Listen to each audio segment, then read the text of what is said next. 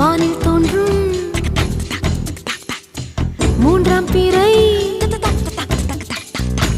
யாரோ இல்லை நானே நானே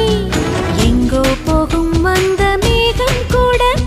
பூவை தோளை தொட ஆசைப்படும்